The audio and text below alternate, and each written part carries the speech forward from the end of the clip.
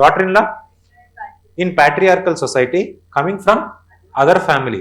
So ఇక్కడ ఏమున్నాయంట, ఆ other family వచ్చినప్పుడు వాళ్ళ వాల్యూస్ ఎలా ఉన్నాయి, అదర్గా ఉన్నాయి. Where husband get influenced but other should not get influenced, hence avoidance. దీని అర్థమైందా?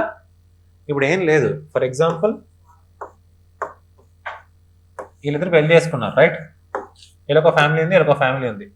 వీళ్ళకి సపరేట్ వాల్యూస్, వీళ్ళకి సపరేట్ వాల్యూస్.